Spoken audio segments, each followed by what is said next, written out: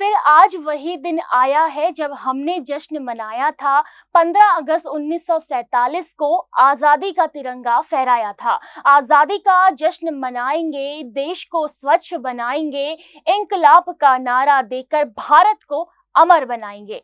नमस्कार, खबर उत्तराखंड में आपका स्वागत है। आपके साथ मैं रेनू उप्रेती। पूरे देश में स्वतंत्रता दिवस का जश्न मनाया जा रहा है। आजादी की 77वीं वर्षगांठ पर भारत के प्रधानमंत्री नरेंद्र मोदी ने आज 10वीं बार लाल किले से ध्वजारोहण कर देश को संबोधित किया। इस खास मौके पर पीएम मोदी ने 90 मिनट का भाषण दिया। पीएम मोदी ने कहा कि आजादी के अमृत काल में जब देश आजादी के 100 साल मनाएगा, तब दुनिया में विकसित भारत का तिरंगा झंडा होना चाहिए। अपने संबोधन के दौरान पीएम मोदी ने कहा कि मैं आपको गारंटी देता हूं, अगले 5 साल में भारत दुनिया की तीसरी अर्थव्यवस्था बन जाएगा। हर साल की तरह इस बार भी पीएम मोदी ने एक खास तरह का साफा बांधा हुआ था। इस बार पीएम मोदी पीले और लाल रंग की खास पगड़ी में दिखाई दिए, जिसमें कई रंगों की लकीरें खींची हुई थी। तिरंगे के रंग में रंगे पीएम मोदी ने आज देशवासियों को किन बातों से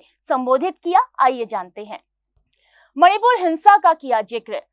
77वें स्वतंत्रता दिवस पर पीएम मोदी ने शुरुआत में ही अपने संबोधन में मणिपुर का जिक्र किया। पीएम ने कहा कि पिछले कुछ दिनों से मणिपुर से शांति की खबरें आ रही हैं। पूर्वोत्तर के कुछ हिस्सों में, खासकर मणिपुर में हिंसा बेहद ही चिंताजनक है। यहाँ महिलाओं और बेटियों के खिलाफ किए गए अपराध ने देश को शर्मसार किया, लेकिन कुछ दिनों से वहां शांति की वापसी हुई है। पीएम मोदी ने कहा कि वहां की राज्य सरकार और केंद्र वापस शांति स्थापित कर रही है और जल्द ही पुरानी स्थिति बहाल हो जाएगी। 10 साल का हिसाब देने आया हूं। पीएम मोदी ने कहा, मैं 10 साल का हिसाब तिरंगे की साक्षी में लाल किले की प्राचीर से देशवासियों को दे रहा हूं। 10 साल पहले राज्य को 30 लाख करोड़ भारत सरकार की तरफ से ज्यादा थे। पिछले 9 साल में ये आंकड़ा 100 लाख करोड़ पार पहुंचा है। पहले स्थानीय निकाय के विकास के लिए भारत सरकार से 70,000 करोड़ जाता था, आज वो 3 लाख करोड़ से ज्यादा है। पहले गरीबों के घर के लिए 90,000 करोड़ रुपए खर्च होता था, आज 4 लाख करोड़ रुपए खर्च होता है। प्राकृतिक आपदा पर क्या बोले पीएम मोदी।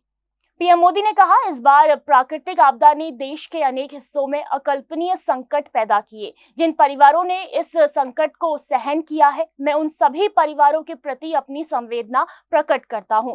राज्य केंद्र सरकार मिलकर उन सभी संकटों से मुक्त होकर तेजी से विकास की ओर आगे बढ़ेंगी, ये विश्वास दिलाता हूं।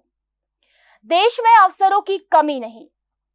पीएम मोदी ने कहा, आज झुग्गी झोपड़ी से निकले बच्चे दुनिया में पराक्रम दिखा रहे हैं। छोटे छोटे गांव कस्बे के नौजवान, हमारे बेटे बेटियां आज कमाल दिखा रहे हैं। मैं देश के नौजवानों को कहना चाहता हूं, आज अवसरों की कमी नहीं है। आप जितने अवसर चाहेंगे, ये देश आसमान से ज्यादा अवसर देने का सामर्थ्य रखता है।